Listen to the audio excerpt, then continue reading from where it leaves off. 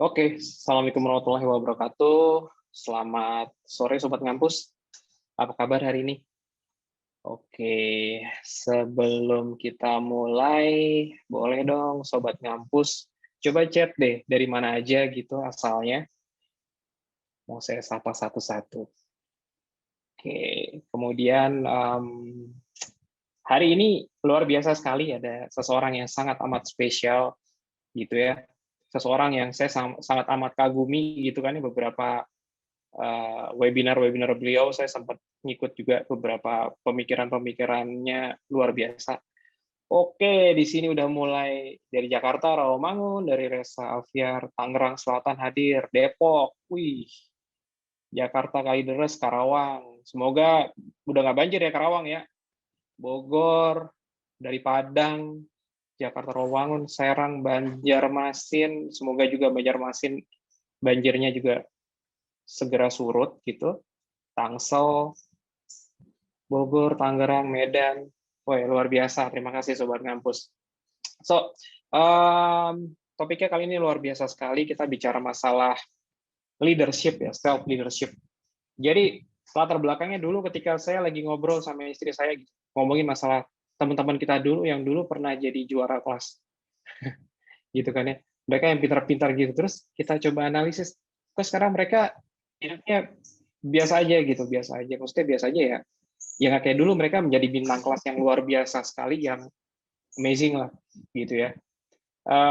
Sedangkan teman-teman kita yang dulu nggak pinter-pinter banget di kelas jadi orang gitu, maksudnya dia terkenal gitu, punya apa istilahnya, jadi bos gitu kan, kayak gitu. Terus kita pikir apa ya masalahnya, kenapa mereka bisa bisa ini ya, eh, tidak secemerlang dulu ketika dia di kelas atau di sekolah dulu gitu, pas ketika dia masuk ke dunia real world-nya gitu. Oke. Nah, saya pikir istri saya bilang, kenapa coba deh kita coba analisis gimana leadership-nya. Gitu. Istri saya bilang begitu. Apa mereka nggak punya leadership ya? Terus habis itu saya kepikiran, oh ya, siapa yang bisa saya validasi untuk kita diskusi tentang leadership? Apakah diskusi saya dan istri saya tadi gitu ya, concern tadi itu ternyata, atau concern ini concern yang umum sekali gitu ya, itu benar-benar valid gitu, bahwasanya faktor leadership ini yang sangat berperan dalam kesuksesan hidup ya. Kalau menurut bukunya yang ditulis oleh Pak Jamil itu adalah kesuksesan mulia gitu. Sukses itu kalau saya baca dari rangkuman bukunya, manifestasinya ada 4 TA. Harta, tahta, kata, cinta. Gitu. Dan diimbangi dengan mulia. Mulia itu maksudnya kebermanfaatan kita pada lingkungan sekitar gitu kan ya. Fungsi kita dalam di kehidupan sosial seperti apa gitu. Oke, kita panggilkan Pak Jamil. Pak Jamil, halo. Nah, akhirnya enak nih, backgroundnya hijau-hijau gitu kan ya, Sobat Kampus biasanya ngeliatnya. Di Kampung Hening nih, di Kampung Hening. Iya, di Kampung Hening gitu kan ya. Sukabumi gitu. Kali ini arah Sukabumi, masih arah Sukabumi. 1 jam sebelum Sukabumi. Wih, masih dekat dari Jakarta. Iya. Oke, apa kabar Pak Jamil? Alhamdulillah, sukses mulia. Alhamdulillah, sukses mulia, luar biasa sekali. Semoga sehat-sehat terus ya Pak Jamil ya, sharing terus, semangat terus gitu. And by the way, saya coba perkenalkan Pak Jamil. Jadi pendidikan formalnya S1 dan S2-nya di IPB. Sampai sekarang masih aktif juga di IPB, gitu kan. Jadi mentor juga, ya Pak. Dosen tamu juga, luar biasa sekali. Kemudian dosen tamu di Pasca Sarjana Sekolah Bisnis. Wow, mantap. Kemudian aktivitas saat ini founder Kubik Leadership yang kantornya di TB Simatupang ya Pak ya. Itu. Kemudian Akademi Trainer Kampung Hening. Kampung Hening tuh kalau saya dengar Kampung Hening, kalau misalkan Sobat Ngampus stres nih, biasanya stres kan perginya kemana gitu kan ya, ke Dufan atau ke amusement park lah, kemanapun gitu. Tapi pas ketika nyampe di amusement park tersebut atau Dufan tersebut, stresnya hilang. Tapi pas nyampe rumah, stresnya balik lagi. Tapi konon katanya kalau masuk Kampung Hening, pulang juga stresnya udah hilang gitu. Coba aja deh kapan-kapan. Kemudian Tafis, karena yang membuat kita stres itu sebenarnya hati kita itu terlalu riuh, maka perlu Terlalu riuh. dibuat hening. Nah, filosofi sekali, mantap mantap. Ini baru awal loh ya, sobat ngampus. belum di ini main course-nya nanti, ngeri nanti. Kemudian tahfiz leadership, komisaris 5 perusahaan, ya. Kemudian tanggung jawab mentoring dunia leader, HA dan IPB yang tadi disampaikan tadi, Dewan Pengawas Dompet Duafa. Bukunya banyak banget, bisa di browsing di sini gitu ya. Bukunya luar biasa lah, pokoknya saya sempat baca beberapa buku, rangkumannya di internet bisa dilihat gitu, rangkuman bukunya gitu ya. Oke, kali ini waktu dan tempat saya persilakan Pak Jamil untuk sharing. Ini dagingnya bukan dagingnya udah di Preston ya, empuk banget lah dagingnya. Monggo Pak Jamil. Baik, makasih Mas Roni. Baik, Assalamualaikum warahmatullahi wabarakatuh. Waalaikumsalam Selamat warahmatullahi wabarakatuh. sore, salam sejahtera buat semuanya. Hari ini saya akan sharing-sharing tentang leadership, dan supaya kemudian nanti sharingnya itu lebih terarah gitu. Jadi izinkan saya mempresentasikan dulu, dan nggak usah khawatir, bahannya sudah saya berikan ke panitia, jadi nanti bisa dibagikan, di-share buat teman-teman semuanya. Nggak perlu sibuk nyatet, jadi kita enjoy aja, kita seneng-seneng aja ya, karena saya percaya dengan teori pembelajaran, ilmu akan masuk ke dalam pikiran dan hati kita kalau suasananya menyenangkan. Jadi silahkan yang belum senyum, senyum dulu. Senyum itu mudah? Mudah. Gratis? Gratis ya. Maka saya punya hipotesis, orang yang jarang senyum biasanya jarang traktir ya. Kenapa? Yang gratis saja pelit, apalagi yang bayar ya. Jadi banyak-banyak senyum kalau kemudian mau bahagia. Ada orang bilang nanti saya akan tersenyum kalau bahagia. Enggak, justru tersenyumlah maka engkau akan bahagia. Baik, supaya kemudian diskusinya lebih terarah, izinkan saya presentasi menggunakan slide dulu. Nanti slide-nya juga bisa Anda terima. Ya, dan ini tadi yang perkenalan ringkas sudah diperkenalkan. Jadi sehari-hari saya sebagai seorang pengusaha, salah satu hobi saya berbagi ilmu. Sharing seperti ini hobi saya. Ya, saya juga membina usaha kecil, ada 138 usaha kecil yang saya bina. Dulu modalnya 1 juta, 2 juta, 3 juta. Ya alhamdulillah Januari 2020 sebelum COVID-19 kami konsolidasi di Jawa Tengah, total asetnya sekarang sudah 17,4 triliun ya, lumayan ya. Jadi kalau mau belajar bisnis dari sekarang, mumpung masih muda. Saya dulu masih mahasiswa, saya sudah bisnis ya. Jadi nggak minta sama orang tua karena memang orang tua miskin ya. Sehingga waktu saya kuliah di IPB dulu, saya tidurnya dulu di mes ya, masjid jadi gratis ya. Dan makanya jam 12:30 siang itu gabungan makan pagi, makan siang, dan makan malam ya. Makanya waktu saya kuliah di IPB dulu beratnya cuma 54 kilo. Sekarang saya 80 kilo. Berarti 26 kilo lebih kurus dibandingkan hari ini ya. Makanya kalau anak saya ngelihat foto waktu saya kuliah, dibilang, Pak, Bapak ini kurus kering, tinggal tulang sama kentut. Ya. Kalau Bapak kentut, tulangnya rontok. Dan dia nanya sama ibunya, Mama, apa yang menyebabkan Mama mau sama Bapak? Bapak ini jelek, kurus lagi. Apa jawaban istri saya? Nah, hidup adalah pilihan. Dan salah satu pilihan terberat yang pernah Mama ambil, itu menikahi Bapak kamu. Oke ya. Oke, kita lanjutkan. Itu perkenalan ringkas saya. Pokoknya keluar dari sini nanti kalau ketemu saya panggil saya Jamil. Jamil itu artinya indah, cantik, tampan. Ya. Jadi nanti kalau ngelihat sesuatu yang indah, ingat Jamil. Ngelihat sesuatu yang tampan, Jamil. Gitu kira-kira. Baik, kita mulai. Dunia berubah begitu cepat ya. Kalau adik-adik tahu dulu ada istilah VUCA. VUCA itu volatile, uncertain, kompleks, ambigu. Perubahan yang susah ditebak, perubahan yang susah diprediksi, ya, perubahan yang sangat kompleks. Waktu itu saya dan teman-teman diskusi gimana menghadapi VUCA ini ya. Kami diskusi terus, ketemu tuh formulanya. VUCA dilawan dengan VUCA. Ya, apa itu? Volatile, uncertain, kompleks, ambigu dilawan dengan VUCA juga. Tapi singkatannya bukan volatile, uncertain, kompleks, ambigu. VUCA dilawan dengan VUCA. VUCA-nya apa? Vision, ya, kemudian understanding, kemudian clarity, kemudian agile. Jadi kalau kita mau menaklukkan VUCA, perubahan yang volatile, uncertain, kompleks, ambigu, maka lawan dengan vision, visi bisnisnya yang jelas ya. understanding, pemahaman kita terhadap bisnis atau institusi clear. Clarity, semuanya transparan. Agile, lincah, cepat terhadap perubahan. VUCA dilawan VUCA sedang saya sosialisasikan ke berbagai perusahaan dan institusi, muncul COVID-19 ya. Makhluk kecil yang tidak kelihatan, tapi dampaknya dirasakan oleh hampir seluruh penduduk dunia. 200 negara lebih tunduk patuh sama COVID-19 ini. Dan akhirnya sekarang new normal. Pakai masker biasa, jaga jarak biasa, belajar online ini biasa gitu ya. Dulu kalau saya ngisi seminar harus datang ke tempat ya. Sekarang menjadi sesuatu yang normal. Perubahannya begitu cepat, ya maka bagi saya ya kunci menaklukkan perubahan adalah mampu memimpin diri sendiri.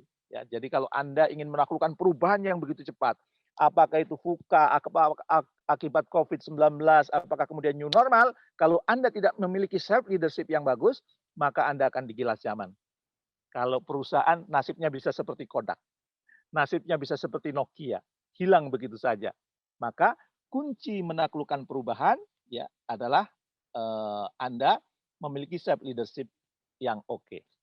Mampu memimpin diri sendiri. Kalau Anda tidak mampu memimpin diri sendiri, siap-siap tergilas oleh perubahan.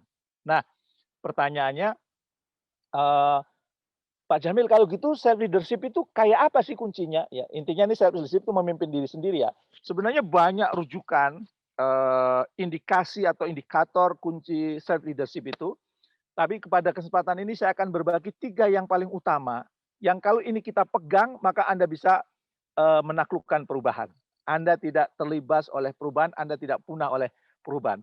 Apa 3 kunci self leadership itu? Ya, yang pertama adalah Anda memiliki purpose. Hidup bukan hanya sekedar hidup. Ya, Profesor Hamka pernah mengingatkan, kalau hidup hanya sekedar hidup, kera di hutan juga hidup. Kalau kerja hanya sekedar kerja, kerbau di sawah juga kerja. Ya, apa bedanya kera, kerbau dan manusia? Kera, kerbau kerja tidak ada purpose. Kalau kita hidup itu perlu ada purpose. Nanti saya akan jelaskan satu persatu. Yang kedua apa? Take responsibility. Ambil tanggung jawab. Ya, jangan suka menyalahkan orang lain. Jangan suka melempar tanggung jawab. Orang yang suka melempar tanggung jawab kalah di era sekarang. Ambil tanggung jawab. Dan yang terakhir itu adalah miliki integritas. Ucapan dan tindakannya bisa dipercaya. Tidak hanya pinter ngomong, tapi perilakunya tidak sejalan dengan apa yang diomongin. Nah, sore hari ini, Kak Roni, kita akan membahas 3 hal ini, ya. Dan teman-teman semuanya, jadi nikmati. Sekali lagi nggak perlu sibuk nyatet. Nikmati saja petualangan sore hari ini. Nah, yang pertama sekarang kita akan bahas purpose. Ya. Miliki purpose. Pak, apa sih yang dimaksud purpose itu? Purpose itu adalah jawaban atas alasan paling mendasar atas keberadaan seseorang di dunia ini. Ya, kalau ibarat film film superhero, semua superhero yang turun ke muka bumi itu punya visi. Iron Man punya misi, Hulk punya misi, ya, Thor punya misi, Captain America punya misi, ya. Maka yang disebut purpose itu adalah saya di dunia ini untuk apa? Ya. Alasan paling mendasar atas keberadaan seseorang di dunia ini. Apakah saya di dunia ini cuma tidur, makan, kuliah, tidur, makan, kuliah, tidur, makan, kuliah, atau ngampus gitu, atau apa? Anda perlu menemukan alasan paling mendasar atas keberadaan seseorang di dunia ini. Kalau bahasanya bahasanya Stephen Covey, hidupmu adalah suatu misi, bukan suatu karir. Jadi kita ini berada di muka bumi ini ada misi tertentu yang Tuhan berikan kepada kita. Kenapa Ia mengizinkan kita lahir di muka bumi? Kenapa Tuhan Yang Maha Kuasa mengirimkan kita di muka bumi? Ada misi tertentu yang perlu kita tuntaskan. Jadi bukan hanya sekedar hidup saja, bukan hanya sekedar tidur, makan, kerja, tidur, makan, kuliah saja, tapi ada misi yang perlu kita tuntaskan. Nah, kira-kira misi kita di dunia itu apa? Nah, itu perlu ditemukan. Karena nggak mungkin Tuhan Yang Maha Kuasa mengutus kita ke muka bumi nggak ada misinya. Ya, saya sudah menemukan kira-kira misi saya ke muka bumi itu apa ya? Maka kemudian hidup saya menjadi lebih enak, lebih enjoy, lebih asik. Nah, maka Purpose itu adalah alasan yang sangat kuat, asas mendasar untuk saya, untuk apa saya terlahir ke dunia ini ya? Untuk apa saya terlahir ke muka bumi ini ya? Kira-kira untuk apa ya? Kalau ditanya, saya tanya kepada Anda semuanya, ya. Kira-kira untuk apa Anda terlahir ke muka bumi? Kira-kira jawabannya apa? Kalau Anda jawabannya masih galau, kalau Anda belum punya jawaban, saya yakin Anda sering galau dalam hidup ini. Karena Anda sendiri tidak tahu untuk apa saya terlahir ke muka bumi ya. Maka nanti tolong temukan kira-kira saya terlahir ke muka bumi untuk apa. Kalau itu belum ketemu, sering galau. Kalau belum ketemu, ajakan teman apa saja ikut ya, ikut aliran air yang mengalir. Ya, ya nggak apa-apa kan hidup memang ikut seperti air Pak, mengalir. Ya, kan setiap air yang mengalir selalu menuju ke laut Pak. Benar? Yang jawab benar silakan ke toilet, ambil air siram. Ngalirnya kemana? Septic tank, nggak ke laut. Jadi harus diarahkan. Untuk apa saya terlahir ke muka bumi ini? Ya, saya berharap nanti setelah acara ini ketemu kira-kira saya untuk apa ya. Nah, tapi sebelum itu saya ingin menjelaskan dulu. Purpose itu ada pondasinya. Yang kalau Anda susun purpose itu ada alasan rasional. Misalnya saya terlahir untuk mencari nafkah atau untuk bekerja di perusahaan A, ya. Lulus dari sini saya harus bekerja, ya. Apa rasionalnya? Ya untuk menyambung hidup, ya. Ada alasan rasional bahwa saya terlahir ke dunia misalnya untuk bekerja. Saya terlahir ke dunia untuk menjadi ahli komputer misalnya. Kenapa ahli komputer? Karena itu yang dibutuhkan sekarang dan itulah sumber penghasilan yang asik sekarang. Boleh rasional. Tapi kalau mau naik kelas, ya perlu ditingkatkan menjadi emosional. Emosional itu maksudnya apa? Ada alasan emosional, yes, yang itu yes, gue banget, ya. Misalnya, kenapa Anda melakukan itu? Karena saya ingin meninggalkan legacy di muka bumi ini, ya. Jadi pengibaratannya gini kalau emosional, ada rasional, emosional. Kalau rasional kerja dapat gaji selesai. Tapi kalau ada emosional ada dorongan yang lebih besar. Saya mau ngambil ilustrasi gini. Saya dulu pernah ke Solo, dulu lama sekali. Begitu kemudian saya ada training di Solo, biasanya saya sebelum training olahraga dulu jalan. Begitu jalan ketemu orang yang sedang nyapu di pinggir jalan ya. Orang dinas kebersihan tuh. Saya tanya, "Lagi ngapain, Mas?" "Nyapu." Iya, iya. Saya juga iseng juga ya, nanya orang sedang nyapu ditanya, "Lagi ngapain Mas?" Ya. Orang kedua, berikutnya saya tanya lagi ngapain Mas?" "Nyapu Mbak." Ya. "Nyapu Pak." Oke. Orang ketiga itu nyapunya kayak sambil nari itu. Penasaran dong, saya tanya lagi, "Lagi ngapain Mas?" "Lagi mempersembahkan piala Adipura untuk Solo." Beda ya. Kerjanya beda karena alasannya beda. Sama orang kemudian bangun, misalnya gedung, sedang ngapain? Ya ada yang bilang nyusun batu bata. Eee sedang ngapain? Mencari nafkah. Tapi ada sedang ngapain? Saya sedang membawa bangunan yang nanti di sini adalah digunakan untuk orang-orang hebat, yang itu perusahaan-perusahaan hebat dan itu memberi, nafkah buat banyak orang. Ada alasan emosional itu ya, yang itu menyentuh, maka itu akan semakin kuat. Kalau purpose kita disusun rasionalnya ada, emosionalnya ada, dan juga yang terakhir, apalagi ada unsur spiritualnya. Kenapa kamu melakukan ini? Saya bukan sekedar, mencari nafkah, tapi ini sekaligus beribadah. Wah, kenapa Anda melakukan itu? Karena ini cara saya merayu, Tuhan saya supaya dia menyintai saya misalnya. Itu ada alasan spiritual. Kenapa Anda lakukan itu? Karena ini mau saya jadikan bekal pulang ke kampung akhirat misalnya. Kenapa kamu lakukan itu? Ya, karena saya adalah makhluk spiritual yang sedang menjalankan perjalanan profesional. Ya, maksudnya apa? Nenek moyang saya dari Nabi Adam. Adam dan Hawa, itu berasal dari surga dan saya akan kembali ke surga. Supaya bisa kembali ke surga, maka saya harus punya bekal yang cukup. Itu dorongan spiritual. Nah, purpose itu disusun secara rasional masuk akal juga boleh, secara emosional juga boleh, hanya spiritual juga boleh. Tapi saran saya sih, kalau punya purpose itu memuaskan unsur rasionalitas kita juga, memuaskan emosional kita juga, memuaskan spiritual kita juga. Ya, jadi tiga-tiganya ada. Kalau cuma rasional dapat gaji, oke, Maka nanti ketika ada pekerjaan yang menantang, dihitung lembur enggak? Gue dapat apa? Tapi kalau misalnya Anda nanti suatu saat bekerja di perusahaan, saya bekerja di sini ingin mempersembahkan sesuatu yang terbaik. Saya bekerja sini agar pasangan hidup saya dan anak-anak saya bangga dengan saya. Ada alasan emosionalnya. Apalagi kalau kemudian ada spiritualnya. Saya bekerja sini dalam rangka menghapus dosa saya. Kenapa? Karena ada hadis yang mengatakan, sesungguhnya ada dosa yang tidak bisa dihapus dengan sholat, zakat, puasa, dan haji sekalipun. Ya, para sahabat bertanya kepada Rasulullah, dengan apa cara menghapusnya? Rasul menjawab, al-humumu fitolabil ma'isah. Bersusah payah mencari nafkah penghidupan. Beda. Jadi silahkan Anda milih yang mana. Nah, oke, itu pondasinya. Lantas ruhnya apa? Ruh purpose kalau Anda mau nyusun purpose. Ruhnya itu mencerminkan Anda, kalau itu tercapai, itu Anda menjadi orang yang sukses mulia. Sukses itu adalah yang 4 tanya tinggi. Harta, tahta, kata, cinta. Harta, tahta, kata, cinta ini diperoleh dengan core kompetennya, dengan kemampuannya.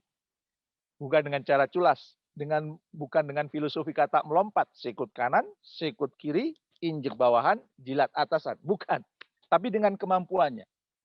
Tapi sebuah riset mengatakan orang yang orientasinya hanya sukses saja, hanya untuk dirinya saja, nanti setelah tua dia akan menderita. Maka kami menambahkan satu kata lagi, yaitu mulia. Apa itu mulia? Harta, tahta, kata, cinta yang kita peroleh, jangan lupa dijadikan sumber manfaat buat orang-orang di sekitar kita. Sesungguhnya orang yang paling mulia di antara kita adalah yang paling banyak memberi manfaat buat orang lain. Nah, ruh purpose, kalau Anda nyusun purpose itu harus mencerminkan sukses mulia. Andanya berhasil, boleh jadi hartanya berlimpah, tahtanya juga tinggi, kedudukannya tinggi, katanya ilmu Anda didengar orang, Anda pun dicintai oleh banyak orang. Harta, tahta, kata, cinta. Dan di saat yang bersamaan, harta, tahta, cinta yang Anda peroleh menjadi sumber manfaat buat orang-orang di sekitar Anda. Sukses mulia itu seperti orang bernapas. Kenapa saya buat bersambung? Karena tidak boleh kita memisahkan. Saya ingin sukses, tapi nggak mulia. Sukses mulia itu seperti orang bernapas. Sukses. Kemudian mulia. Mari kita tarik napas. Sukses. Tahan sampai jam 6. Nggak bisa. Harus dikeluari. Artinya kalau Anda sukses, jangan lupa orang-orang di sekitar Anda. Hidup nggak boleh hanya mulia saja. Belum sukses sudah belagu. Mendirikan panti asuhan, panti jompo. Akhir bulan akhirnya cari sumbangan ke sana kemari. Pakai lagu lagi. Ya dana, ya dana, dana, ya dana, ya dana, dana. Gitu ya. Maka kehidupan terbaik itu adalah sukses, mulia. Dan itu perlu menjadi ruh purpose Anda. Ya. Nah, yang berikutnya. Pertanyaan saya, kalau sudah menjelaskan, oke Pak, landasannya, dasarnya purpose itu 3 tadi. Rasional, emosional, spiritual. Dan ruhnya itu sukses mulia. Kalau itu tercapai, maka hidupnya akan menjadi sukses mulia. Maka saya ingin mengajukan pertanyaan kepada Anda. Ya. Apa purpose Anda? Gimana Pak cara nyusunnya? Cukup mengisi titik-titik ini. Ya. Saya terlahir ke dunia untuk apa? Agar apa? Saya misalnya contohnya, saya terlahir ke dunia untuk menjadi seorang inspirator agar kehidupan banyak orang semakin sukses mulia. Ya. Kalau mau diangkakan, saya terlahir ke dunia untuk menjadi inspirator agar 25 juta orang lebih menjadi sukses mulia dan saya punya 10.000 kader. Trainer, leader, entrepreneur yang berkarakter. Saya terlahir ke dunia itu memang untuk menginspirasi agar kehidupan banyak orang itu makin sukses, makin mulia. Nah, sekarang saya beri waktu kepada Anda. Kira-kira saya terlahir ke dunia untuk apa? Agar apa? Saya beri waktu 2 menit untuk ngisi dan boleh Anda renungkan sekarang dan kemudian setelah itu Anda bisa sharing di chat ya supaya kita sama-sama tahu kira-kira apa purpose hidup Anda. Saya terlahir ke dunia untuk apa? Agar apa? Ya. Nah, kira-kira silahkan saya beri waktu 2 menit dari sekarang untuk kemudian mengisi kira-kira saya terlahir ke dunia untuk apa? Agar apa? Silahkan dimulai dari sekarang.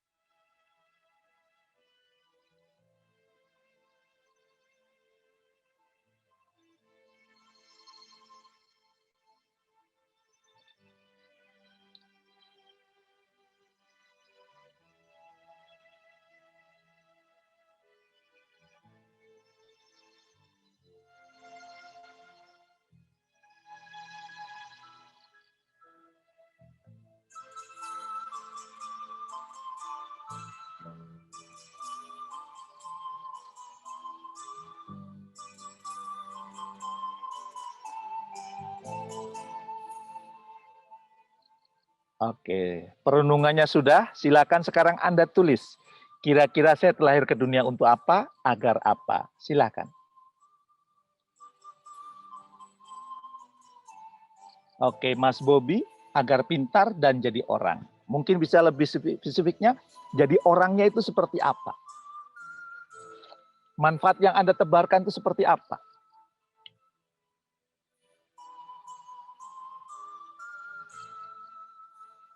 Nah, ini pentingnya. Saya terlahir ke dunia untuk memberikan ilmu investasi. Good. Agar apa? Setiap orang di Indonesia tahu akan pentingnya berinvestasi untuk masa depan yang lebih baik. Nah, ini kayak gini, bagus nih. Panggilannya apa nih? Mas Afgan. Ya? Keren, keren. Ada lagi? Oke. Saya terlahir ke dunia untuk menciptakan alat-alat kesehatan. Bagus nih, berkualitas agar Indonesia tidak perlu mengimpor. Wah, keren. Saya terlahir ke dunia untuk agar sukses menjadi seorang, oke, cepet ini ya. Oke, saya di dunia untuk beribadah agar semua kegiatan menjadi amal soleh kelak di akhirat. Oke, pertanyaan saya itu, amal soleh bentuknya seperti apa? Ya, supaya kemudian lebih jelas, setiap orang punya amal soleh khas. Kalau saya amal solehnya, insya Allah selain kewajiban-kewajiban yang saya lakukan, amal soleh saya adalah menginspirasi. Dan targetnya 25 juta orang lebih.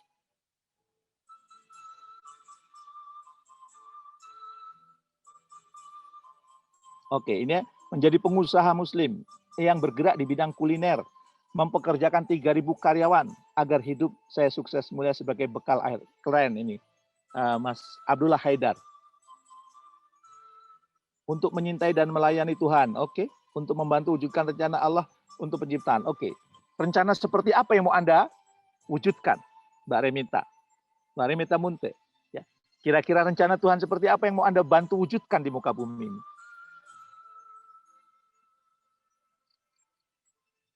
Oke. Oke, Mbak Sigit, Mas Sigit ya. Kira-kira membantu problem yang dihadapi masyarakat, problem seperti apa yang mau Anda tuntaskan? Supaya clear, supaya spesifik. Perlu kemudian dibuat ya.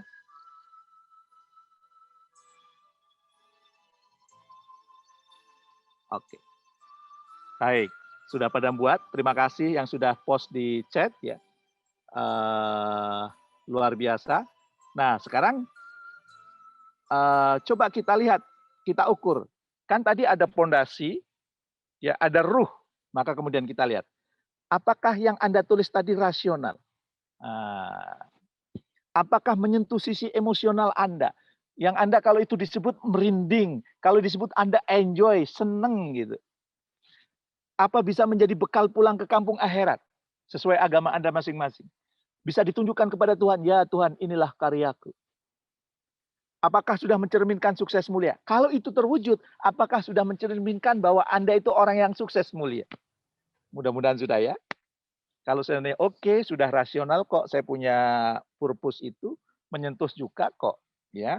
Kemudian bisa menjadi bekal pulang ke kampung akhirat kok, ya, untuk bertemu dengan Tuhan Anda masing-masing kok, ya. Dan itu juga sudah sukses mulia. Berarti clear, sudah sip, gitu ya. Itu yang pertama, ya. Kemudian yang kedua, ya, self leadership seperti apa yang kemudian perlu kita miliki? Take responsibility. Maksudnya apa take responsibility itu? Nih, ada dua kendali diri dalam hidup kita itu ya. Ada kendali diri eksternal, ada kendali diri internal. Ya, maksudnya apa? Kita bahas satu. Kendali diri eksternal itu menempatkan hal-hal di luar dirinya sebagai penentu penyebab utama atas segala hal yang terjadi. Kalau ada apa-apa, kalau dia berhasil, iyalah saya berhasil karena saya didukung orang tua saya. Apa karena saya didukung oleh mentor saya. Ya saya gagal karena mentor saya salah ngarahkan. Pokoknya semuanya itu di luar. Itu namanya kendali diri eksternal.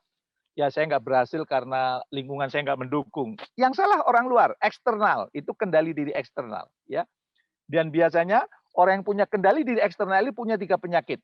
Yang pertama blame, kerjaannya nyalahin orang. Yang kedua, excuse, kerjaannya mencari alasan. Ya, pinter banget kalau suruh buat alasan. Yang ketiga, denial, menolak nasihat, menolak saran. Nah, hati-hati kalau Anda punya 3 penyakit ini nggak bakal maju, Anda termasuk tidak mampu memimpin diri Anda sendiri. Sudahlah blame, hobinya nyalahin orang, excuse, pinter banget buat alasan, denial, menolak nasihat, ya. Blame, nyalahin orang. Huruf pertamanya B, excuse, pinter banget buat alasan. Kenapa kok skripsi kamu nggak kelar-kelar? Ya karena dosen saya killer, karena dosen pinter banget buat alasan. Ya.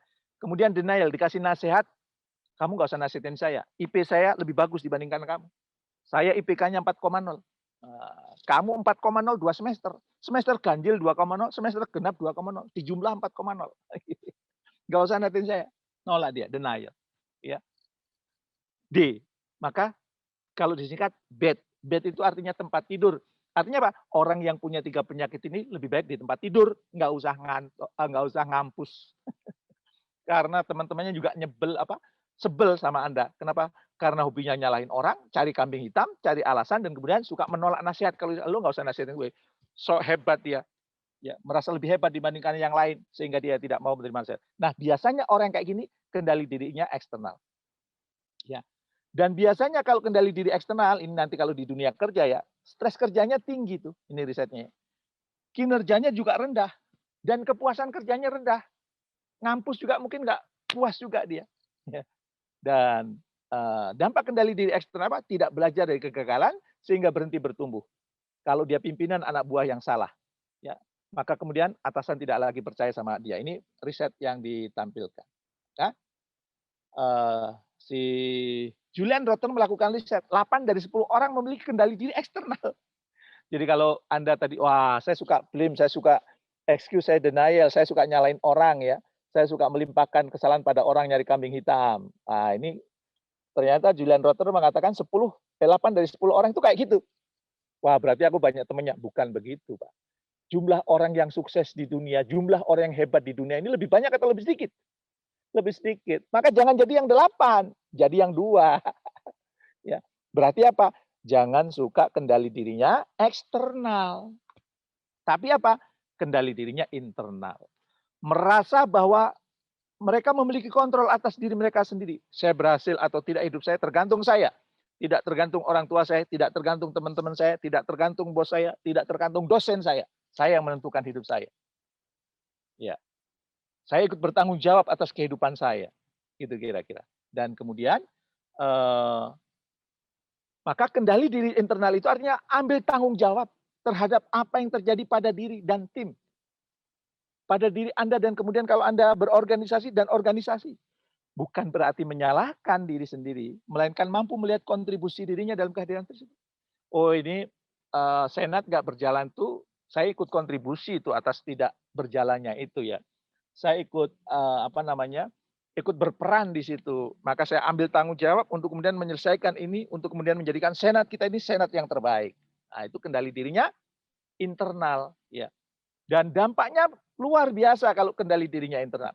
Lebih menikmati pekerjaan, kalau Anda lebih menikmati organisasi kampus, menghasilkan pekerjaan yang lebih baik dan cepat, ya lebih mudah dalam mempengaruhi orang lain karena tahu oh orang ini tanggung jawab kok kalau dikasih tugas, dia tidak suka melempar tanggung jawab, dia tidak suka alasan, ya. Dan kemudian apa? Lebih mudah dalam mempengaruhi orang lain, ya. Oke. Yang berikutnya aktif mencari informasi dan pengetahuan terhadap situasi. Jadi dia aktif lagi tuh mencari, oh, oke. Ini kemarin keliru, saya harus menggunakan cara yang berbeda ini. Ini kemarin kurang pas, saya perlu menggunakan cara yang lain nih, gitu kira-kira. Ya. Dan dampak kendali diri internal itu apa? Belajar dari kegagalan sehingga bisa bertumbuh. Kemarin ada kesalahan, saya sekarang akan perbaiki ini, gitu kira-kira. Anak buah juga respect kalau nanti Anda jadi pimpinan dan atasan memberi kesempatan kedua. Maka, ya, bagaimana dengan Anda? Termasuk yang kendali dirinya eksternal atau internal. Kalau kendali dirinya eksternal, berarti Anda belum layak memimpin diri Anda sendiri. Dan jangan berharap memimpin orang lain. Memimpin dirinya aja belum kelar kok mau memimpin orang lain. Ya. Hobinya nyalah-nyalahin kok mau jadi pemimpin. Harusnya kalau jadi pemimpin itu sudah selesai. Dia tidak mudah blame, tidak mudah excuse, tidak mudah denial. Kenapa? Karena dia yang bertanggung jawab atas kepemimpinan. Maka saya sedih ya. Waktu itu ada seorang menteri menyalahkan anak buahnya di depan umum, di depan pers ya. Seharusnya Dia yang kemudian bertanggung jawab atas anggota timnya. Maka kendali dirinya, ambil tanggung jawab. Ya. Take responsibility terhadap apa yang terjadi pada diri dan tim. Maka kalau Anda mau memimpin diri Anda sendiri, yang kedua adalah take responsibility. Kalau yang pertama tadi Anda memiliki purpose, purpose-nya sudah jelas nih yang mau akan persembahkan di dunia ini. Dan kemudian Anda mengambil tanggung jawab, take responsibility. Sudah punya dua. Dan yang terakhir, miliki integritas. Integritas itu apa? Integritas itu selaras antara pikiran, perasaan, ucapan, dan tindakan. Pikirannya apa, perasaannya apa, ucapan apa, tindakannya selaras. Ya, tiga-tiganya selaras ya, antara pikiran, perasaan, ucapan, dan tindakan. Ya. Yang berikutnya apa? Kualitas pekerjaan sama baiknya, baik saat sendiri maupun saat diawasi. Jadi bukan berarti kalau lagi rame-rame kualitasnya bagus, kalau lagi sendiri jelek, nggak punya integritas. Ya.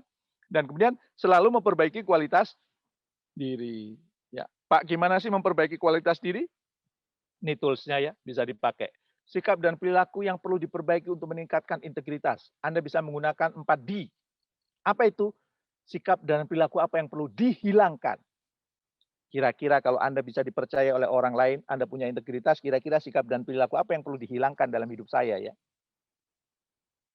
Selain dihilangkan ada di yang kedua, sikap dan perilaku apa yang perlu dikurangi? Ya, supaya Anda dipercaya oleh orang-orang di sekitar Anda, supaya Anda punya integritas. Ya. Kalau sudah dihilangkan, dikurangi, kira-kira sikap dan perilaku apa yang perlu ditingkatkan? Oke, ini sudah baik di dalam diri saya, maka ini akan saya tingkatkan. Nah, kira-kira di yang keempat apa? Siapa yang bisa nebak? Di chat. Mungkin nanti kalau bisa nebak, dapat hadiah nih ya. Admin nyiapin hadiah nggak? Ya, kira-kira. Di apa? Ditambah. Kalau ditambah sama dengan ditingkatkan, Mas Nur Sodik. Ya. Diperbaiki, dibagikan. Ya. Dunia berubah begitu cepat, maka di yang keempat adalah, ya, apa kira-kira? Diciptakan. Selalu ada perilaku, sikap, dan perilaku baru yang dimunculkan. Sehingga kita hidupnya menjadi terus segar. Ya. Terus kemudian, terus berkembang. Ya, makanya saya setiap bangun tidur, saya selalu mengajukan beberapa pertanyaan. Ada 4 pertanyaan yang wajib diajukan. Ya. Pertanyaan yang pertama, begitu saya bangun tidur, baca doa bangun tidur, sebelum saya kemanapun, entah minum, entah ke toilet, maka saya mengajukan 4 pertanyaan. Pertanyaan pertama, ya Allah, kira-kira hari ini apa yang perlu saya lakukan agar Engkau semakin menyintai aku? Yang kedua, ya, hari ini siapa yang perlu saya inspirasi? Pertanyaan yang ketiga, apa yang perlu saya lakukan agar saya mengalami peningkatan kualitas diri? Dan pertanyaan yang keempat, hal baru apa berarti diciptakan ya? Hal baru apa yang saya lakukan hari ini? Ya. Sampai kalau nggak ketemu, maka saya berangkat kantor bilang sama driver saya, tolong lewat jalan yang tidak biasa. Kenapa Pak? Nggak apa-apa. Kita setiap hari sudah lewat jalan ini, maka cari jalan lain. Kenapa? Karena setiap hari saya harus melakukan sesuatu yang berbeda. Ya, kalau nggak ketemu hal sederhana begitu, saya lakukan. Atau misalnya hal yang berbeda apa? Ya kadang-kadang nyuapin makan anak.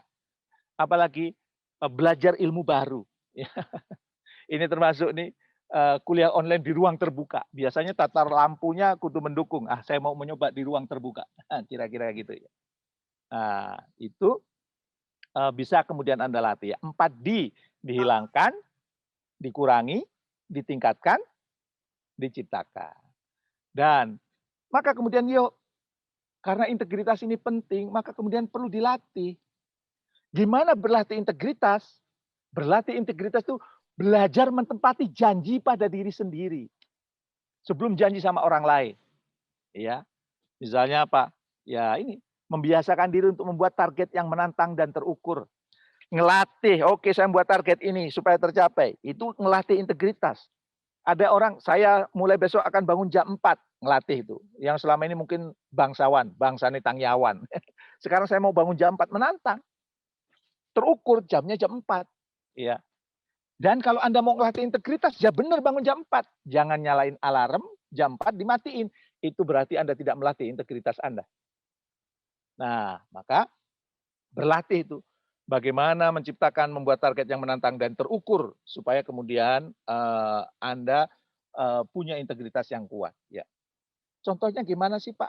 Ya, contohnya ini target menantang terukur spesifik. Sudahlah spesifik terukur, waktunya jelas. Misalnya buat target gini, ya. Nih, saya ingin menambah guru kehidupan saya dari 1 guru menjadi 3 guru pada 30 April 2021. Jadi kalau mau nulis itu dari X menjadi Y pada kapan? Dari 1 guru menjadi 3 guru pada 30 April 2021. Atau misalnya Anda juga bisa mengatakan, membuat misalnya IP saya naik dari 2,75 menjadi 3,25 pada semester ini. Nah, itu terukur ya. Sudahlah dari X menjadi Y, padanya juga jelas. Ya, maka pertanyaan saya, jawab dengan singkat. Dengan cepat, nggak usah mikir. Apa target terukur dan menantang Anda hingga 30 April 2021? Ya, saya beri waktu 1 menit saja. Kira-kira apa target terukur dan menantang Anda hingga 30 April 2021? Ya, untuk melatih integritas Anda. Kira-kira apa? Nggak usah terlalu mikir, terlalu jauh. Pokoknya yang ada di kepala, set, tulis. Kira-kira apa target terukur dan menantang Anda hingga 30 April 2021? Wah, kibah. Oke. Oke. Perbaiki ibadah. Perbaiki ibadah itu yang seperti apa? Kan dari X menjadi Y pada 30 April 2021. Ya. Nah, ini masih tasbih 30 juz. Oke. Membuat suatu produk yang bisa dapat dijual. Berarti sebelumnya belum buat ya. Oke. Mempertahankan IP di atas 3,8 sambil magang. Oke, berarti tambahannya magang ya. IP-nya kalau mempertahankan itu berarti bukan target menantang, cuma mempertahankan kok. 3,8, kalau bisa menjadi 4,0 gitu ya. Menjadi karyawan tetap dan magang pada April 2000. Oke. Kalau bisa sesuatu yang di bawah kendali kita. Kalau karyawan tetap itu kan tergantung kantor yang undang kita. Jadi kalau kita melakukan sesuatu itu yang di bawah kendali kita. Kalau buat target ya. Nah, IP naik 3,7 lalu bisa magang di perusahaan BUMN. Ya, oke. Bisa menambah penghasilan sendiri. Oke, penghasilannya itu berapa? Dari berapa ke berapa gitu ya. Wah, ada yang targetnya nikah ya. IP naik summa cum laude. Good. Iya. Oke. Nah, itu kan baru target dan menantang. Target dan menantang maka perlu dibuat dengan ini. Agar target tercapai perlu diiringi dengan tindakan terpilih yang terukur. Misalnya kalau tadi targetnya ingin punya 3 guru dari 1 menjadi 2, menjadi 3. Maka target apa? Setiap hari memberikan respon di Instagram calon guru kehidupan. Jadi kalau Anda ngincer ke guru kehidupan, coba dikasih komen. Kemudian setiap pekan mengajukan 1 permohonan kepada seseorang yang diincar menjadi guru. Kalau Anda incar guru, misalnya guru si A, coba setiap pekan Anda mengajukan pilih orang-orang yang kayaknya, oh ini kayaknya orang ini layak jadi guru kehidupan saya. Anda DM dia atau Anda kirimi WhatsApp dia, berkenankah Bapak menjadi guru saya? Ya. Ditolak, tambah lagi. Jadi kalau sampai 31 April berarti mungkin ada berapa? Ada sekitar 10 orang yang Anda lamar untuk menjadi guru. Boleh jadi di antara 10 itu 2 maulah ya, kira-kira begitu. Nah, maka kalau itu dilakukan, insya Allah Anda akan terlatih integritasnya. Jadi pada sore hari ini ya saya berbagi, oke, supaya Anda bisa menaklukkan perubahan, Anda perlu menguasai 3 kunci self leadership. 3 kuncinya apa? Yang pertama adalah miliki purpose, yang kedua adalah take responsibility, dan yang ketiga miliki integritas. Bagi Anda yang mau ngobrol-ngobrol lebih jauh karena waktu kita di sini terbatas, ya nanti setelah ini boleh Anda follow Instagram saya atau Anda bisa berkunjung ke website saya di www.jamilajeni.com. Saya berusaha setidaknya 1 minggu itu 3 tulisan ada di situ. Dulu bahkan saya pernah tiap hari nulis di www.jamilajeni.com. Silahkan Anda bisa di situ dan Anda bisa juga follow Instagram saya di @jamilazeni.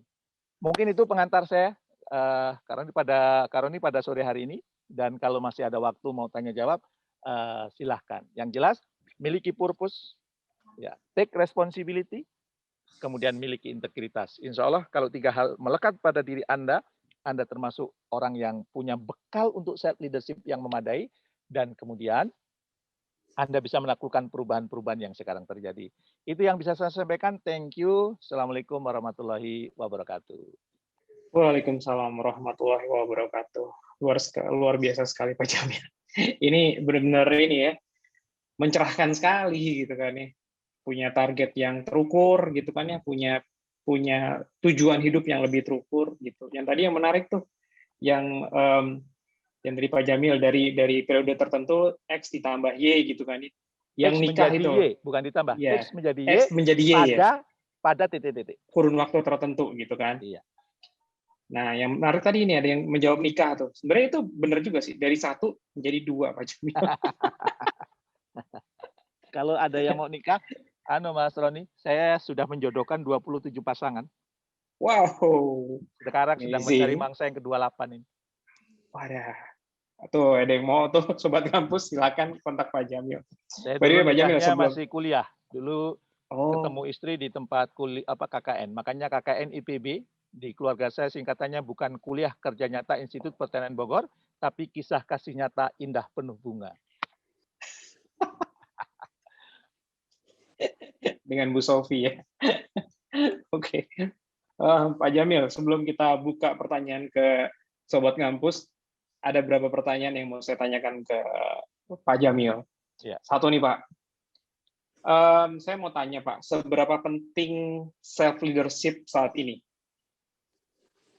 Ya, karena berubahnya begitu cepat, padahal leadership itu tentang mengelola perubahan, maka ya sangat-sangat penting. Kalau Anda nggak menguasai leadership, maka Anda kalah.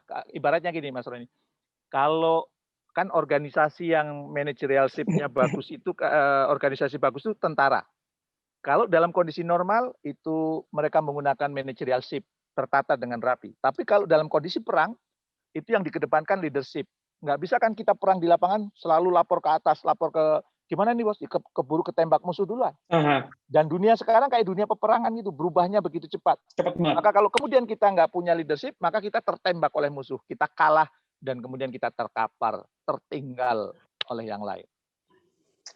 Berarti itu emang kuncian hidup ya, salah satu survival kits untuk kita bisa hidup. Kalau dalam agama yang saya anut, setiap orang adalah pemimpin dan kita akan dimintai pertanggungjawaban.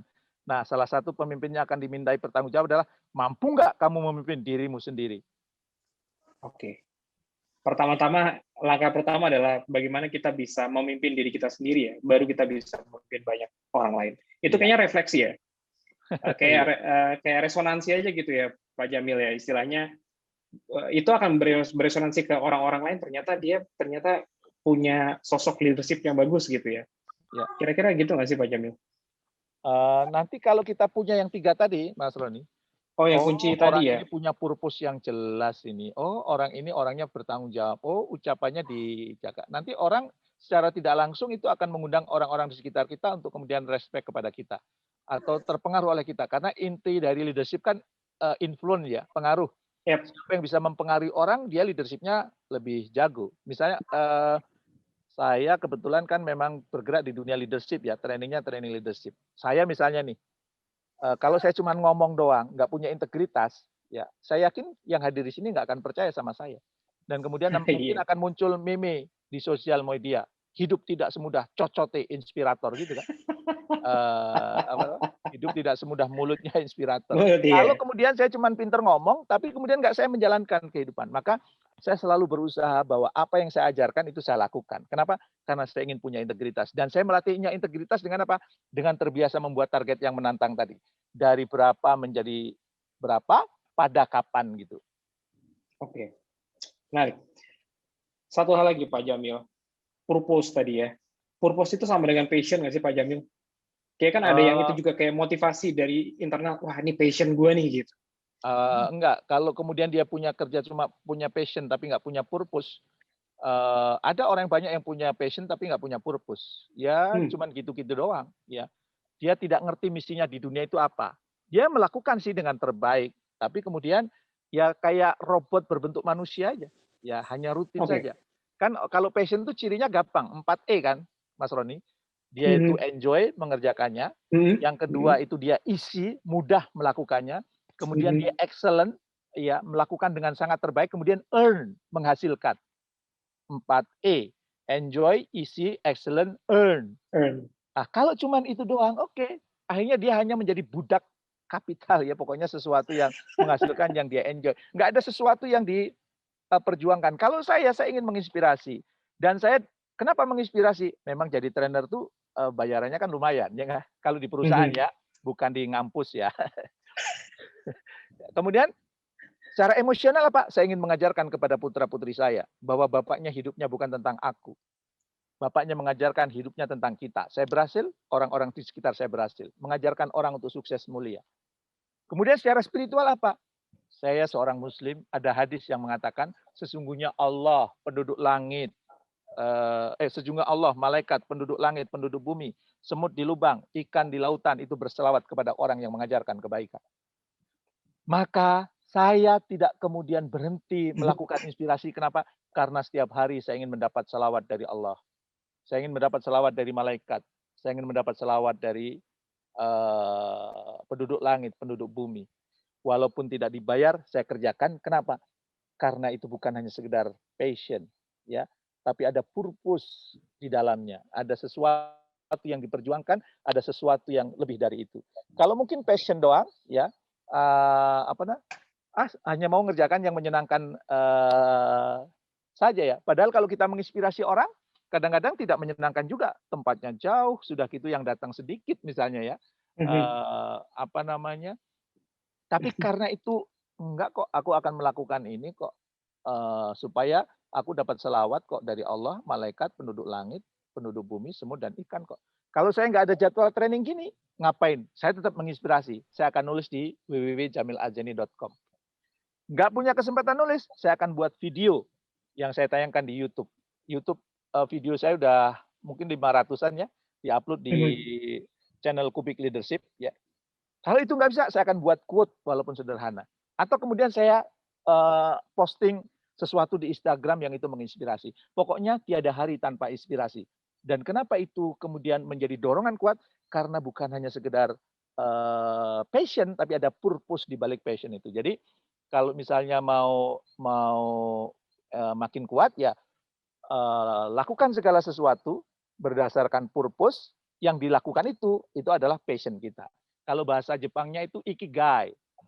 Ikigai itu orang yang melakukan sesuatu itu sesuai dengan misinya, dapat bayaran dari situ, dan juga itu adalah legacy yang mau ditinggalkan di muka bumi. Dan orang-orang yang hidup dengan ikigai ini usianya panjang-panjang, Mas Roni. Mhm. Happy. Oke, Pak Jamil, satu hal lagi yang menarik lagi tadi. Saya sempat ini juga tadi nyatet. Kendali diri eksternal, Pak Jamil. Yang tadi bad tadi yang Pak Jamil Ya, bilang, gitu kan. Beberapa mungkin beberapa orang nggak ini toksik ya. Istilahnya orang-orang yang toksik. Tapi kadang di beberapa pekerjaan semisal pengacara, kayaknya dibutuhkan model kayak gini Pak Jamil. ya, Harus bisa nyalain orang gitu kan, bisa ya, ngeles gitu. Ini kayaknya kalau di pengacara nggak berlaku kali Pak Jamil. ya. Ini konteksnya untuk pengembangan diri ya. Oke, Konteksnya oke, untuk oke. pengembangan diri. Kalau kemudian dia auditor, kan dia Mhm. perlu berangkat dari oke karena ini pekerjaan profesi saya akan berangkat dari curiga gitu ya. Tapi Mhm. kalau kemudian itu berkaitan kemudian dengan pekerjaannya yang kemudian, kamu kok pekerjaannya nggak tuntas, jangan kemudian berusaha orang ini mau jatuhin saya, bukan kan? Oke, berarti ada yang perlu aku perbaiki dong. Aku harus take responsibility dong. Atau kemudian kalau aku sebagai pengacara kok yang saya bela kalah, berarti itu bukan kita tidak melemparkan kesalahan itu kepada yang kita bela, tapi kita yang kemudian perlu introspeksi. Jangan-jangan cara membela saya yang kurang tepat nih. Jangan-jangan kemudian saya perlu menggunakan cara lain nih. Jangan-jangan saya perlu menggunakan strategi lain gitu kira-kira. Ini konteksnya untuk self leadership ya, untuk pengembangan. Kalau intelijen misalnya kan dia berbasisnya kayaknya ini mencurigakan kan gitu ya. Mhm. Mhm. Tapi kalau untuk pengembangan diri, dia harus tetap fokus pada kendali diri internal, bukan eksternal. Kan itu kendali Oke, diri, makanya namanya kendali diri, oke. bukan berkaitan dengan pekerjaan. Oke, berarti cukup clear ya Sobat Kampus bahwasanya itu pengendalian diri kita sendiri untuk refleksi di kita sendiri gitu kan ya. Ya. Oke, kita ke penanya nih. Ada beberapa pertanyaan yang menarik, Pak Jamil. Oke, Ini dari pesertanya memang batasi 100 kah? bisa bisa lebih kayaknya nih. Ini 101 ada tadi Pak teman-teman Jamil. yang mau masuk kok itu nggak bisa karena ada 100. Oh, udah 100 ya. Biasanya kita pakai yang 500 nih. Ya. Ini ada Oke, mohon teman-teman yang maaf. mau masuk nggak bisa. Iya, kemudian oke, kita ke pertanyaan nih Pak Jamil ya. Dari Sigit Wasis Subekti, Pak Jamil, apakah ada referensi buku untuk tentang leadership? Ya, kalau mau baca buku leadership, baca buku Kubik Leadership. Itu yang saya tulis. Paten gitu ya. Itu walaupun ditulisnya tahun 2005 sampai sekarang masih laris dijual ya di Gramedia ya. Kalau mau Oke, sudah baca buku Kubik Leadership, saya sarankan baca buku saya yang lain yaitu On ya. Gimana supaya kita hidupnya move on, tidak on. Itu harus punya 4 on, vision, passion, action, dan collaboration. oke. Mungkin Lagi nanti aja. bisa dibahas di pertemuan kampus berikutnya lah. Oke, collaboration itu saat ini penting banget, gitu kan ya. Nggak bisa sendiri-sendiri sekarang. Dan nggak bisa modelnya kayak budu-buduan ya Pak Jamil ya. Kalau dulu kan Iya. persaingan sikut-sikutan, kalau sekarang justru lebih kolaborasi gitu kan ya. Iya. Beberapa persaingan gitu. Saya pernah Oke, ketemu Mas Nadiem kan tahun 2015 ya. Saya tanya Pak Nadiem sebelum dia jadi menteri ya, waktu itu sama-sama membantu Pak Anies Baswedan. Saya oke. membantu Pak Anies, beliau membantu Anies. Saya tanya apa sih rahasianya Gojek pertumbuhannya cepat? Ya kolaborasi. Maksudnya gimana? Saya tidak punya tukang ojek, tapi saya berkolaborasi dengan jutaan tukang ojek. Muncul Gojek. Ya. Saya tidak punya restoran, tapi saya berkolaborasi dengan ratusan ribu restoran di seluruh Indonesia. Muncul GoFood. Orang Jakarta yang nggak punya pembantu, rumahnya berantakan, nggak perlu nyari pembantu. Bisa go clean. Ya. Orang yang hobinya pijet, nggak perlu ke panti pijet. Saya berkolaborasi dengan beberapa tukang pijet. Muncul Go Massage. Orang yang hobinya ke salon, takut ke salon ketemu bencong, nggak perlu ke salon. Ya. Bisa go glam. Nanti yang datang bencong juga. Anda mau ngirim barang, nggak perlu ke kantor pos, nggak perlu ke JNE. GoSend. Anda yang Cukup gitu. pindah-pindah kontrakan rumah, ya kos-kosan, nggak perlu nyari bak terbuka di pasar atau call diesel, go box. Anda yang belum punya website, belum punya blog, bisa pesen goblok. Ya, yang terakhir itu ya dari saya. Nah, maka kemudian apa yang terjadi? Kolaborasi tadi penting. Kolaborasi. Kalau ibaratnya 1 tambah 1 itu 2, atau 1 tambah 1 untuk orang kreatif 11. Tapi yang benar 1 11. tambah 1 itu 27. Loh kok bisa? Sholat sendirian pahalanya 1, berkolaborasi berdua itu 27. Oke. Filosofi sekali. Lanjut Pak. Dari Widya Rahma, saya ingin bertanya bagaimana cara meyakinkan diri sendiri bahwa kita bisa melakukan hal yang belum pernah kita coba sebelumnya. Ini meningkatkan kepercayaan diri ya. Dari Widya Rahma. Gimana? Maaf, ada. Saya ingin bertanya bagaimana cara meyakinkan diri sendiri bahwa kita bisa melakukan hal yang belum pernah kita coba sebelumnya. Yakin aja, kalau gagal, enjoy aja. Sekarang kan eranya era cepat. Eranya era enter, bukan entar. Kalau ada peluang, enter aja. Ya, jangan entar-entar. Salah, hidup itu enjoy aja, nikmati aja. Relax. Justru orang-orang hebat itu karena belajar dari kesalahan. Kita bisa berjalan karena waktu kecil kita belajar berjalan, sering jatuh. Dan kalau kemudian kita sering jatuh, ingat ada pepatah, pelaut yang ulung tidak akan lahir di laut yang tenang. Orang-orang yang hebat tidak akan pernah lahir dari orang yang tidak pernah mendapat cobaan dan ujian. Jadi kalau jatuh ya enjoy aja, nggak usah ya gagal maning, aduh baper, ya ketinggalan kalau era sekarang.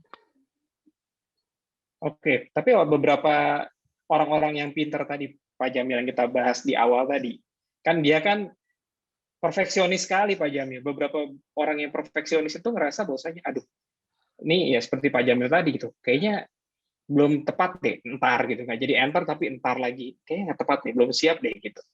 Ya, dari riset terbaru, Mas Roni, perfeksionis itu adalah sumber ketidakbahagiaan. Maka kalau saya nggak mau perfeksionis, pokoknya kalau melakukan sesuatu, oh ini yang terbaik, luncurkan. Salah, Oke. perbaiki. Eh, termasuk kalau kita menuntut orang-orang di sekitar kita itu perfect, maka bersiaplah untuk tidak bahagia.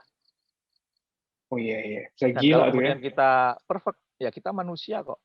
Makanya sahabat saya yang meninggal kemarin, Mas Prigi S, memberi nasihat buat saya. Aha, Cintailah, jatuh cintalah kepada ketidaksempurnaan. ya sempurnaan. Termasuk Oke kalau oke oke. di dunia apa namanya Software. startup Ya. kan coba lencurkan, gagal diperbaiki, ya kan? Nggak kemudian baper kan? Nggak perlu nunggu Mm-mm. sempurna kan? Justru masukan-masukan Ya. dari pasar itu menyempurnakan ide dan gagasan. Ya, saya belajar banget tuh. Pokoknya setiap aplikasi itu ada aplikasi versi 1.0 yang notabene bug-nya banyak banget gitu. Banyak yang bilang jelek. Tapi setelah itu kan ada masa, ada waktu di mana kita bisa memperbaiki. Setuju dengan Pak Jamil tadi. Oke, kemudian dari Hoiria. Hoiria, saya ingin bertanya Pak, bagaimana cara mengatasi diri sendiri ketika gagal dalam tujuan pencapaian? Itu tadi enjoy aja. Sama tadi, enjoy aja ya. Terus duduk sebentar, pikirin cara terbaru, cara berbeda apa yang saya lakukan agar itu berhasil. Cara berbeda apa yang saya lakukan agar itu kemudian tercapai. Jadi kita berpikirnya jangan pernah diubah targetnya, tapi yang diubah caranya, yang diubah apa namanya strateginya gitu. Oke, beberapa orang tuh ngerasa bosnya, ini kayak targetnya jadi excuse ya, excuse. Ya, pengendalian diri eksternal lagi, excuse lagi. Wah, ini pasti gara-gara targetnya ketinggian nih gitu kan ya. Ya udah diturunin deh gitu. Nggak seperti tadi kayak Pak Jamil sampaikan tadi, diganti caranya gitu. Tapi Iya. justru malah menurunkan targetnya. Kalau saya ganti Berdamai dengan caranya, keadaan. targetnya tetap menantang. Oke, baik. Um, Kemudian dari Taufikur Rahman, gimana kita tahu self leadership dalam kita? Jadi mengukur bahwasanya seberapa besar self leadership kita ya. Ya, ya saya tanya sudah punya purpose belum? Kalau belum punya, gimana Anda mengaku bahwa Anda sudah punya self leadership? Anda sudah take responsibility belum? Mengambil tanggung jawab kalau ada hal-hal yang tidak di hadapan Anda itu perlu Anda tuntaskan. Anda yang termasuk proaktif atau Anda yang menghindar? Kalau menghindar gimana ceritanya Anda mau disebut punya self leadership? Termasuk ucapan Anda bisa dipegang nggak? Sejalan nggak ucapan Anda dengan tindakan? Kalau belum, gimana Anda mengaku bahwa Anda punya self leadership? Jadi kalau diukur, ya dari yang 3 tadi aja Mas Roni. Oke, apakah saya punya purpose dalam hidup atau saya hanya hidup sekedar hidup? Ya, kalau cuman hidup hanya sekedar hidup, maka menurut saya self leadership-nya belum tuntas itu. Yang kedua, apakah selama ini suka nyalain orang atau enggak? Atau kemudian, kalau dinasehatin suka marah atau enggak gitu ya? Baper atau enggak gitu ya? Dan kemudian yang ketiga, omonganmu itu bisa dipegang atau kagak. Kalau kagak, jangan ngaku-ngaku loh. Kalau lo itu leadership-nya oke gitu kira-kira. Oke, nice Pak. Pertanyaan berikutnya ya dari Hafiz Fatan Nur Said.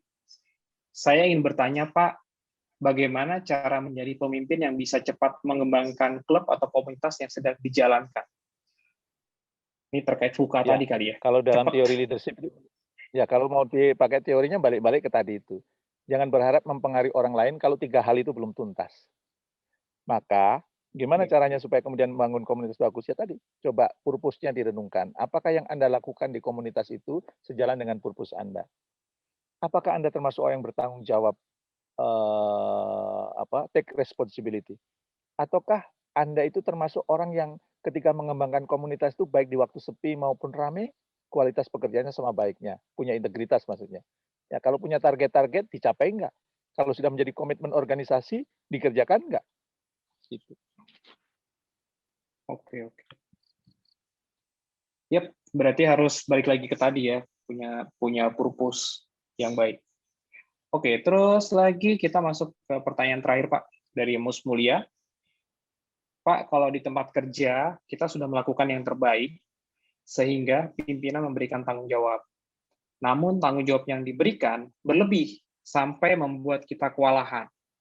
Sudah dikomunikasikan dengan pimpinan, namun tidak ada orang lain yang mampu mengambil tanggung jawab.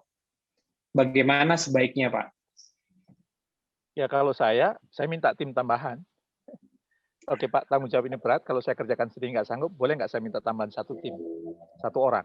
Kalau misalnya bisa, oke. Kalau nggak, ya saya bilang Pak, ini kapasitas saya kalau saya ukur nih Pak, skala 1 sampai 10, saya bisanya 8 Pak. Sementara ini menuntut 10. Jadi yang 2 ini kemungkinan nggak terima. Negosiasi dong itunya apa? Yang dibebankan, Jawabannya, yang Pak. ditargetkan itu. Uang hidup itu bisa berkomunikasi, ya kan? Apa namanya? Misalnya anak saya kan, dia mau bisnis. Oke, targetmu berapa? 1 T. Kecil amat, Nak. Kalau mau dinaikin dong 2. Gimana caranya? Ayo kita negosiasi, ngobrol gitu ya. Ketemu kok di tengah. Anak saya kebetulan bisnis properti ya, dan bisnis-bisnis yang lain itu. Jadi segala sesuatu yang masih bisa dikomunikasikan itu bisa dicari jalan tengahnya. Cuman kadang-kadang kita itu sudah nyerah duluan sebelum bertempur. Tadi yang menarik masalah komunikasi, Pak. Karena beberapa orang ngerasa bahwasanya atau di dalam sebuah tim ya, karena komunikasinya kurang baik gitu. Kadang ada sesuatu hal yang dirasa tidak nyaman, tapi tidak dikomunikasikan dengan baik gitu ya dengan anggota tim gitu. Nah, bagaimana cara menjalin komunikasi yang baik, Pak? Itu materinya 1 sesi ya. Ini ya Pak, spoilernya ya Pak. Kalau Anda mau berkomunikasi dengan baik, maka milikilah kemampuan mendengar. Bukan kemampuan ngomong, tapi kemampuan mendengar. Nah, mendengar itu ada tingkatannya, ada 5 tingkat mendengar itu. Yang paling bagus itu empathic listening. Mendengarnya bukan hanya dengan telinga, tapi dengan mata dan juga dengan hati. Berat. Iya, dan bisa itu dicoba tapi itu Pak. Ya, bisa dicoba dan bisa dilatihkan. Betul. Butuh waktu juga berarti untuk melatih itu. Karena pakai hati juga gitu kan ya. Iyalah. Rata-rata cuma digunakan cuma indera kayak sekedar kan orang mendengar saja, biasanya gitu. hanya pakai telinga. Matanya tidak. Mata itu maksudnya kita harus lihat bahasa tubuh orang itu. Orang Indonesia kan saya sering bilang enggak, tapi dalam dirinya iya, ya kan? Oh iya. Itu nggak akan terdengar kalau kita hanya mendengar lewat telinga dan itu pakai mata. Kemudian kadang-kadang suara hatinya dengan yang diucapkan itu beda. Maka kita perlu berlatih mendengar dengan hati. Nah, gimana caranya? Ayo sini datang ke Kampung Hening. Ini lagi pada acara tuh ya. Itu lagi latihan untuk mendengarkan dengan hati itu di belakang tuh. Peserta tuh. Mana tuh? Nah, itu lagi ada yang jalan-jalan tuh. Lagi mendengarkan suara alam, suara hati. Oke. Menyenangkan sepertinya. Nanti kapan-kapan bikin sesi di sana kayaknya. Boleh. Di Kampung Hening. Acaranya offline gitu ya. Setelah pandemi insya Allah. Ditunggu. Baik Pak ya. Oke, kira-kira ada pertanyaan lagi Sobat Ngampus? Sebelum kita tutup acara ini. Tenang banget. Oh iya, ada yang mau nih. Aduh, menyenangkan sepertinya. Sepertinya nggak ada Pak Jamil. Terima kasih sekali telah mau sharing di acara Ngotak. Luar biasa sekali, isinya daging semua, bukan dagingnya udah di presto dagingnya, jadi empuk banget gitu kan nih. Luar biasa sekali. Ya, banyak pancingan juga ya. tadi. Siapa Jamil? Nah, mungkin kalau boleh nutupnya dengan satu quote ya, Mas Roni. Monggo Pak. Saya hari ini sudah berbagi ilmu kan tentang leadership ya, self leadership. Ilmu itu tidak akan berarti apa-apa kalau kemudian kita nggak action. Maka saya tutup dengan quote, ilmu tidak akan mengubah hidupmu. Yang mengubah hidupmu adalah action berdasarkan ilmu. Maka apa yang saya sampaikan 3 hal tadi, silahkan di-actionkan, dan nanti Anda lihat dampaknya 40 hari ke depan. Kalau Anda menjadi orang yang punya purpose, Anda take responsibility, Anda punya integritas, nanti orang-orang di sekitar Anda akan terpengaruh dengan Anda. Barangkali itu yang bisa saya sampaikan, kurang lebihnya mohon maaf, dan jangan lupa follow Instagram saya @jamil_azzaini. Thank you. Assalamualaikum warahmatullahi wabarakatuh. Waalaikumsalam warahmatullahi wabarakatuh. Mantap sekali. Pokoknya jangan tadi sampaikan sesuai dengan amanah tadi Pak Jamil itu kan. Jangan entar tapi langsung enter. Baik Iya. Sobat Ngapus, besok kita akan ketemu, kita akan bahas tentang, Sabtu depan kita bahas tentang branding. PR. Kita belajar dari kasusnya Eger. Bagaimana cara menjawab sebuah kasus permasalahan gitu supaya brand kita tetap aman gitu ya dari dibully dari netizen segala macam gitu. Besok kita datangkan pakarnya Sabtu depan. Terus sepertinya minggu depan akan ada lanjutan lagi gitu ya dari sesinya Pak Abdi tentang kemarin kita bikin CV, sekarang kita mau bagaimana menghadapi wawancara gitu kan ya di depan HR. So, terima kasih lagi sekali lagi Pak Jamil, semoga sehat-sehat terus gitu kan ya. Bisa sharing-sharing terus. Terima kasih Sobat Kampus atas atensi dan pertanyaannya luar biasa sekali. Sehat-sehat semuanya, sampai ketemu ngotak minggu depan. Terima kasih. Bila itu topik walidaya, wassalamualaikum warahmatullahi wabarakatuh.